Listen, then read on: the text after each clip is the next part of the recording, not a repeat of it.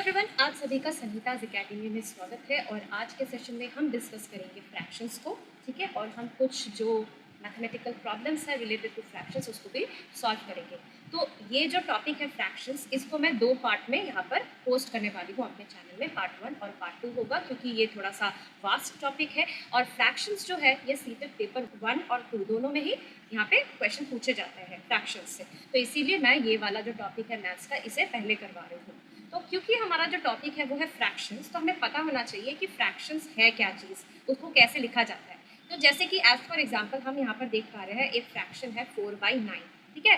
सो 4/9 का मतलब क्या है कि 9 पार्ट्स में जो 4 पार्ट्स है वो शेडेड है, ओके। और 4/9 का मतलब ये भी होता है 4/9। अब आप देख पा रहे हैं कि जो बाई के ऊपर वाला हिस्सा है, टॉप पार्ट जो है वो कहलाता है न्यूमरेटर, और जो बॉटम पार्ट है वो कहलाता है डिनोमिनेटर।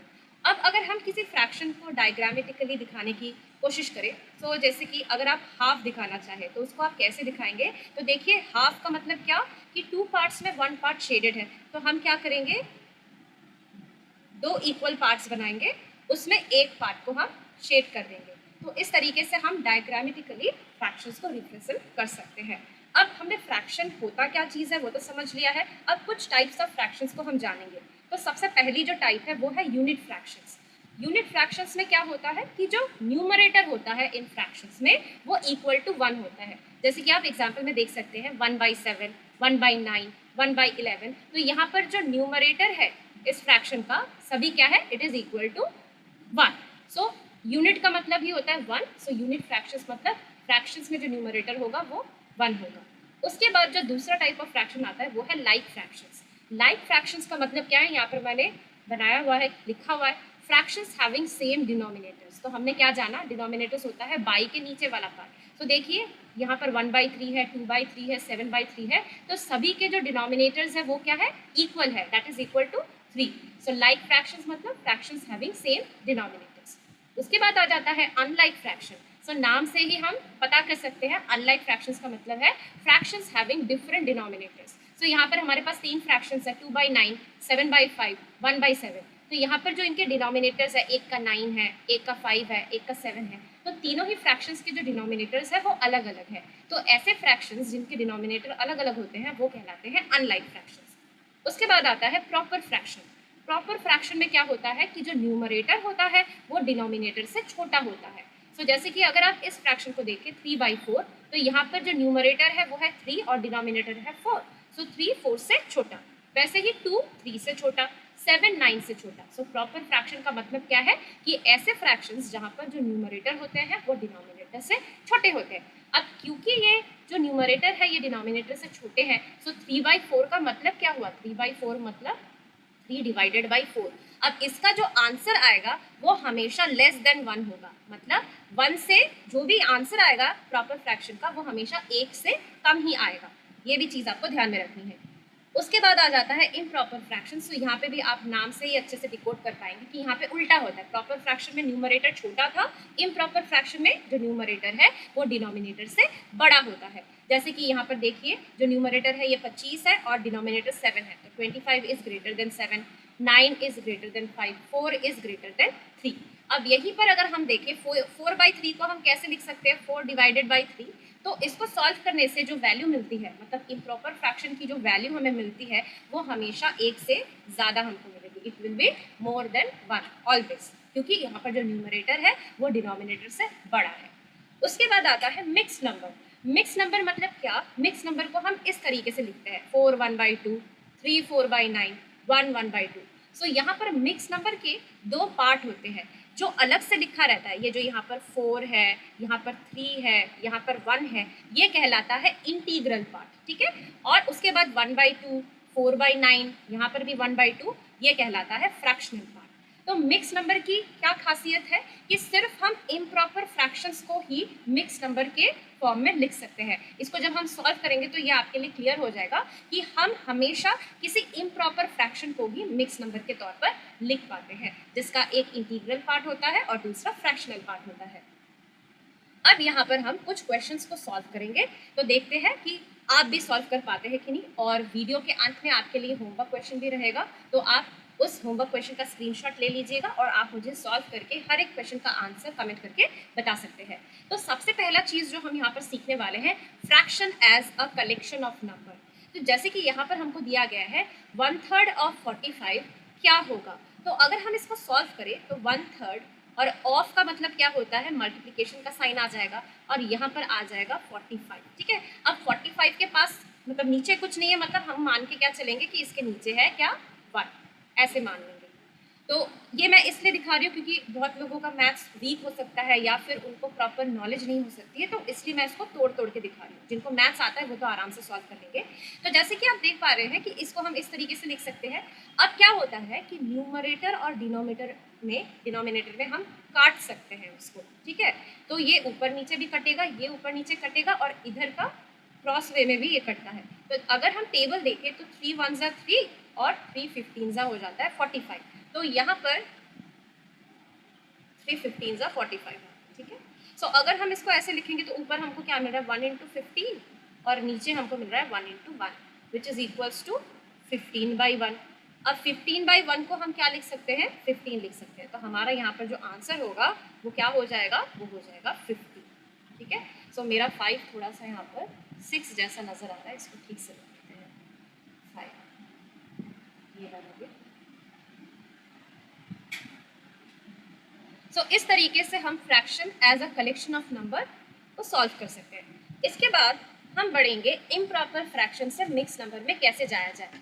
तो ये जो इम्प्रॉपर फ्रैक्शन है इसको मिक्स नंबर में ले जाने के लिए हमको क्या करना पड़ेगा, 23/6 का मतलब क्या है, आप देख ही पा रहे हैं कि यहाँ पर जो न्यूमरेटर है वो डिनोमिनेटर से बड़ा है, यानी कि ये एक इम्प्रॉपर फ्रैक्शन है। सो 23/6 का मतलब क्या है, 23 डिवाइडेड बाई 6, राइट। तो हम इसको डिवाइड कर देते हैं। सो 23 यहाँ पर 6 यहाँ पर। सो 6 1 6, 6 2 12, 6 3 18, 6 4 24। तो वो बड़ा हो जा रहा है, तो यहाँ पे हम लेंगे क्या 6 3 18।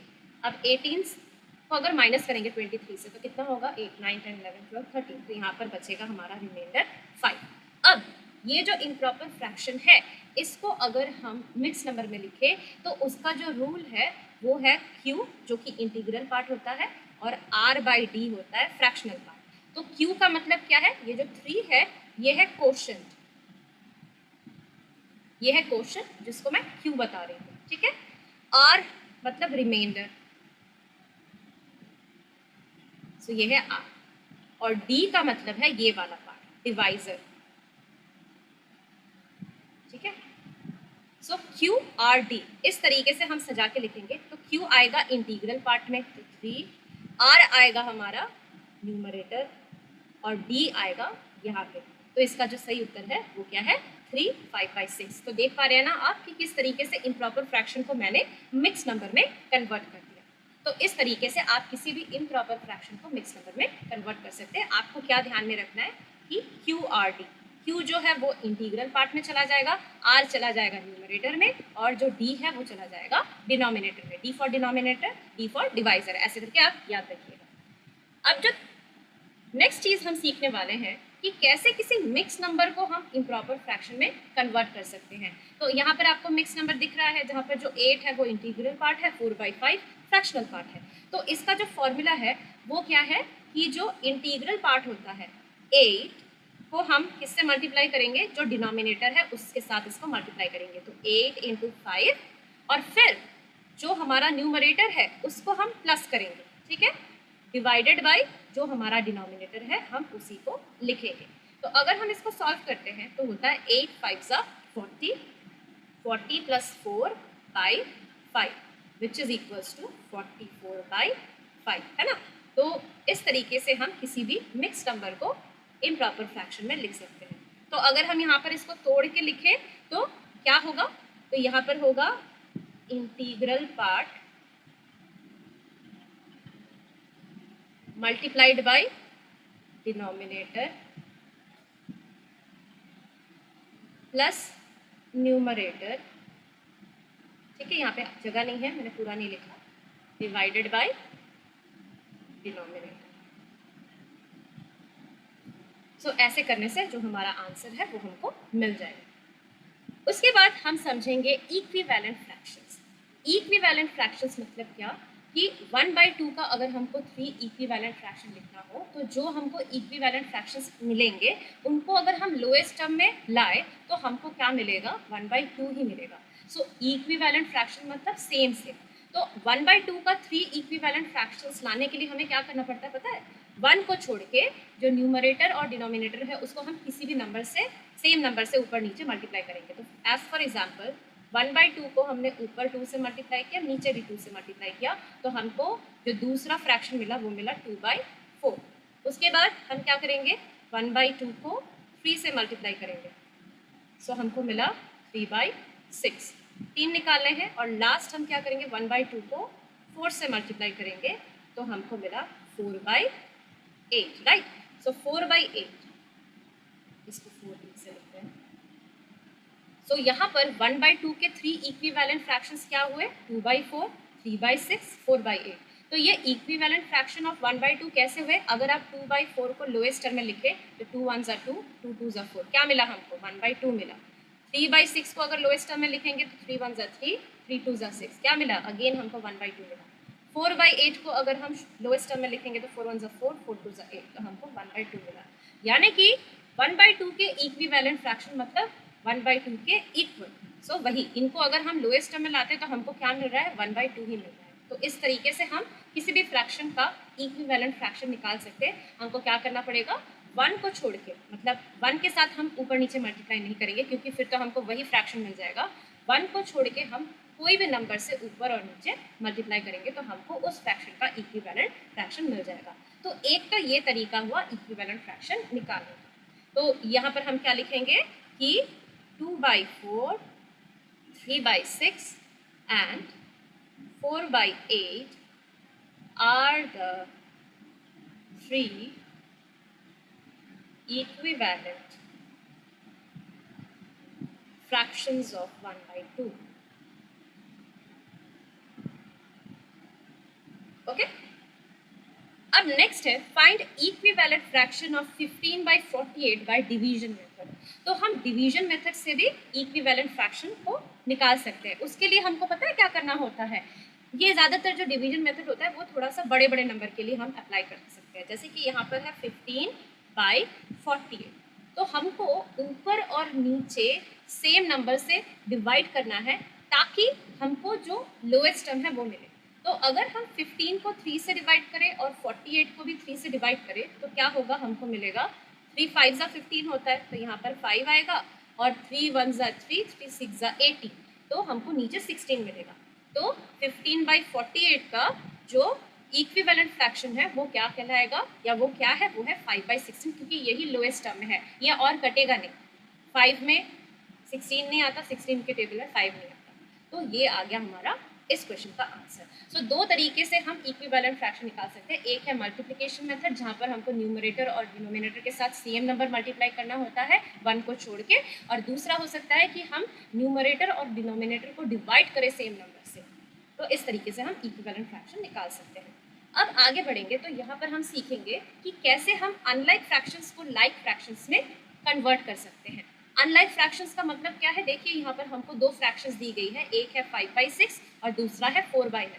तो इसका मतलब क्या है कि यहाँ पे जो डिनोमिनेटर्स है वो अलग अलग है, 6 है इसका और इसका 9 है। सो अनलाइक फ्रैक्शन मतलब फ्रैक्शंस हैविंग डिफरेंट डिनोमिनेटर्स। अब इनके सेम डिनोमिनेटर्स हम कैसे बनाएं, तो उसका जो तरीका है उसके लिए हमको क्या करना पड़ेगा, सबसे पहले इनके डिनोमिनेटर्स का हमको एलसीएम निकालना पड़ेगा। सो एलसीएम ऑफ 6 and 9 कितना आएगा, पहले वो करेंगे। तो पहले लिख लेते हैं 6 और 9, सो 2 3 ज़ा 6 और ये 9, 3 1 ज़ा 3, 3 3 ज़ा 9, फिर ये 1 और 1।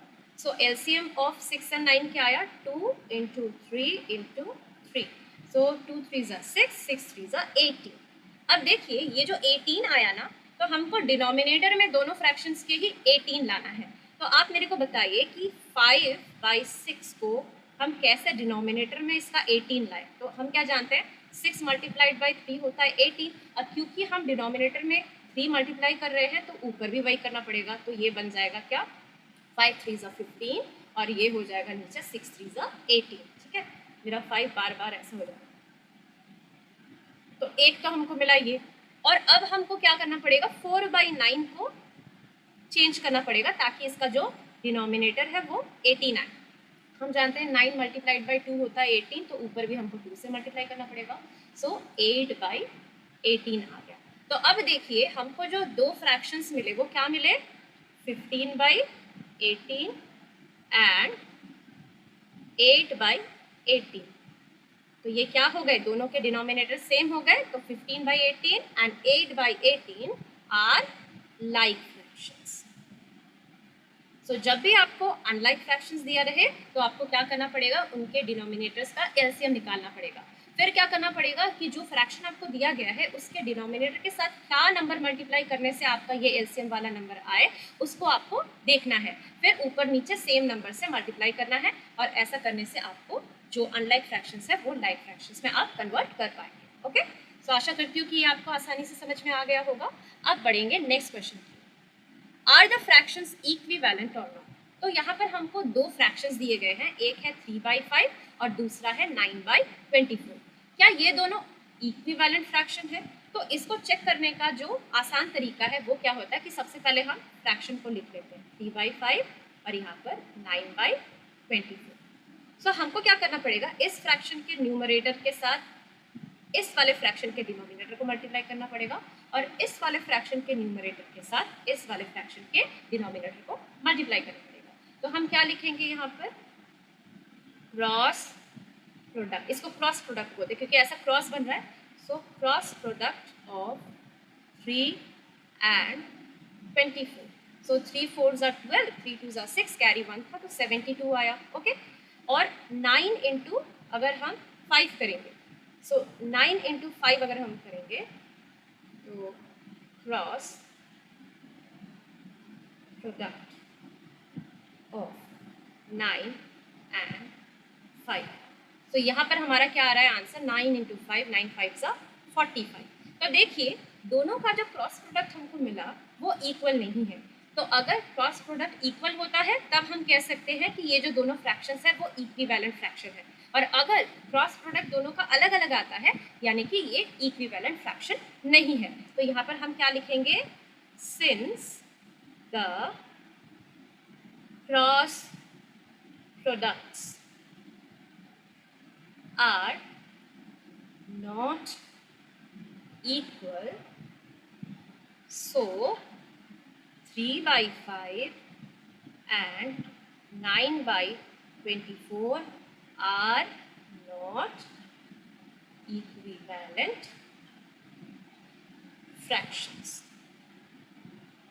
ठीक है, तो जब भी आपको दो फ्रैक्शंस दिए रहेंगे और आपसे पूछा जाए कि चेक कीजिए कि क्या ये इक्विवेलेंट फ्रैक्शन है कि नहीं, तो आपको क्या करना पड़ेगा, पहले वाले फ्रैक्शन के न्यूमरेटर को दूसरे वाले फ्रैक्शन के डिनोमिनेटर से मल्टीप्लाई करना पड़ेगा और दूसरे वाले फ्रैक्शन के न्यूमरेटर से पहले वाले फ्रैक्शन के डिनोमिनेटर को मल्टीप्लाई करना पड़ेगा। अगर दोनों का क्रॉस प्रोडक्ट सेम आता है तो फिर वो इक्विवेलेंट फ्रैक्शन है, और अगर डिफरेंट आता है तो फिर वो इक्विवेलेंट फ्रैक्शंस नहीं है।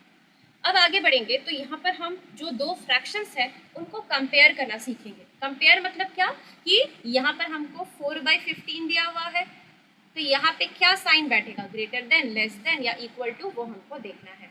ठीक है, तो इसके लिए भी हमको क्या करना पड़ेगा, इसका जो न्यूमरेटर है उसके साथ इसके डिनोमिनेटर को मल्टीप्लाई करना पड़ेगा और इसका जो न्यूमरेटर है उसको इसके डिनोमिनेटर के साथ मल्टीप्लाई करना पड़ेगा। और हम यहाँ पे क्या करेंगे, एक बॉक्स बना लेंगे, जो वैल्यू आएगी उसको पुट करेंगे।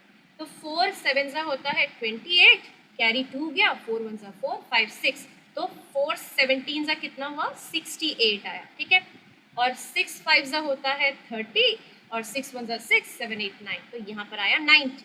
तो यहाँ पर हम क्या लिखेंगे कि since 68 is less than 90, therefore 4/15 is also less than 6/17। इस तरीके से इसको सॉल्व किया जाता है। तो अगर आप देख पा रहे हैं कि 4/15 और 6/17 इसको कंपेयर करने के लिए हमको क्या करना पड़ेगा, वही सेम तरीका, इसके न्यूमरेटर को इसके डिनोमिनेटर के साथ मल्टीप्लाई करेंगे और जो वैल्यू आएगी वो यहाँ पर लिखेंगे, और इसके न्यूमरेटर के साथ इसके डिनोमिनेटर को मल्टीप्लाई करके इसकी वैल्यू यहाँ पे लिखेंगे।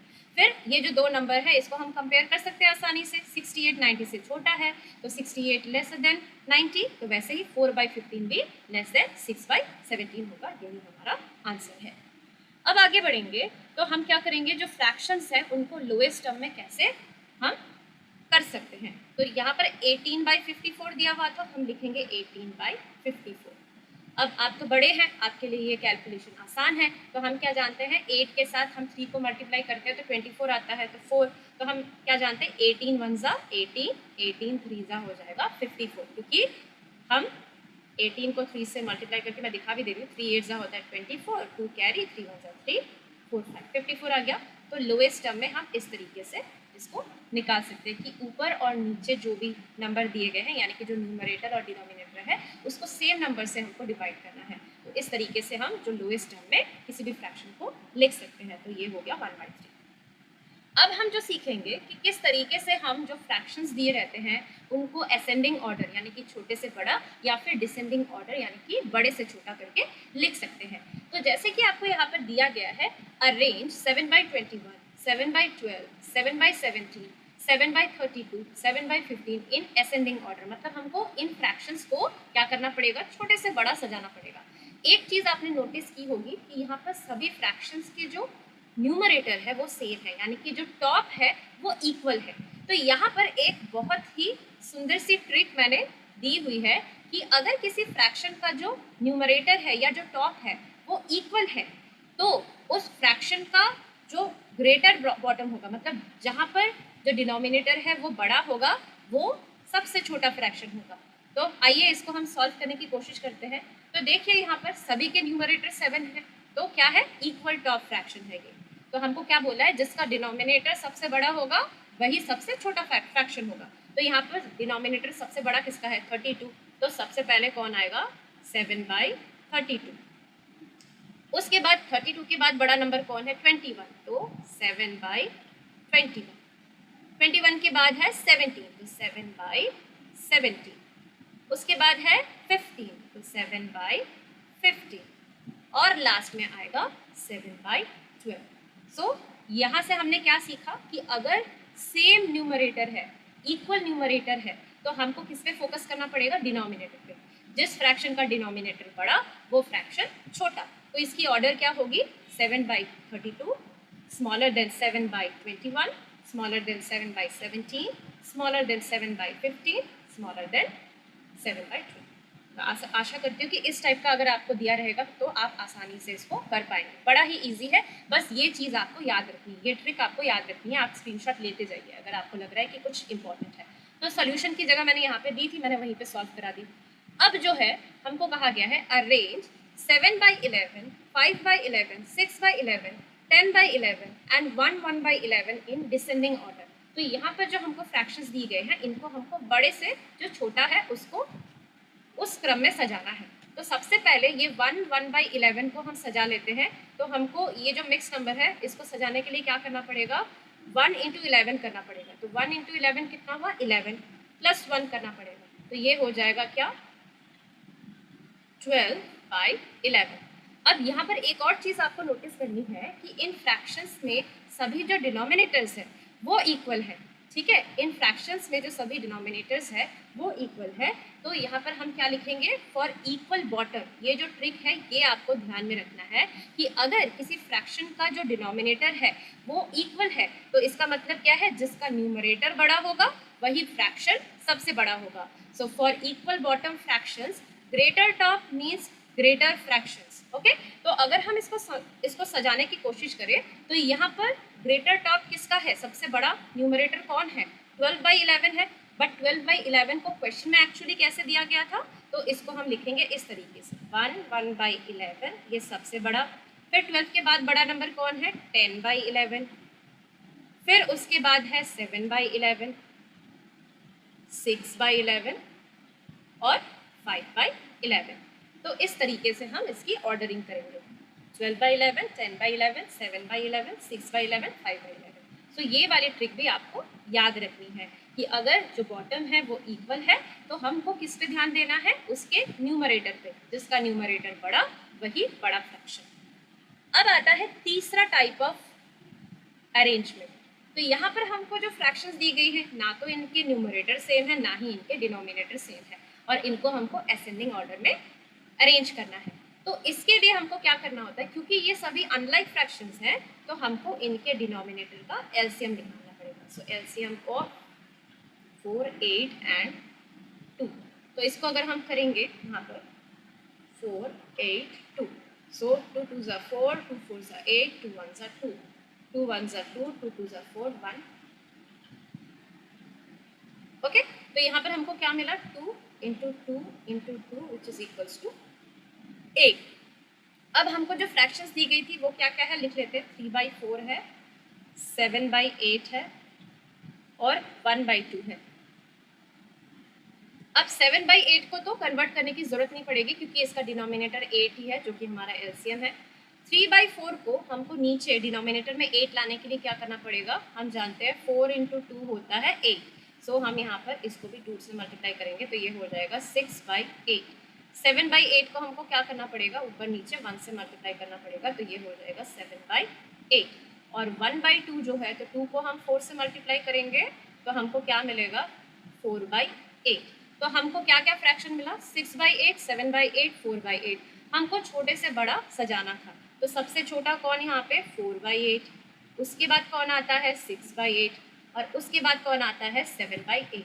बट ये तो हमारे एक्चुअल फ्रैक्शन नहीं है तो हम यहाँ पर लिखेंगे विच मीन्स 4/8 का एक्चुअल फ्रैक्शन कौन था, 1/2, लेस देन 6/8 का एक्चुअल फ्रैक्शन क्या है, 3/4 और फिर 7/8। सो इस तरीके से हम क्या करेंगे, इसको अरेंज कर पाएंगे। तो आशा करती हूँ कि आपको ये समझने में दिक्कत नहीं हुई होगी। अब आता है आप लोगों के लिए होमवर्क क्वेश्चन। तो जो मैंने आज सिखाया उसी से रिलेटेड मैंने क्वेश्चंस आपको दिए हैं, तो आप इसका स्क्रीनशॉट ले लीजिए और फिर आप सॉल्व करके मेरे को इसी वीडियो के कमेंट में हर एक क्वेश्चन का आंसर बता सकते हैं। जब तक आप कमेंट नहीं करेंगे तो मैं इसका जो सही उत्तर है वो भी यहाँ पर पोस्ट नहीं करूँगी। मैं चाहती हूँ कि आप एक बार इसकी प्रैक्टिस करें कि आज मैंने जो सिखाया वो आप सीखे कि नहीं सीखे। तो सबसे पहले आपको क्या दिया गया है कि आपको 7/12 ऑफ 108 निकालना है।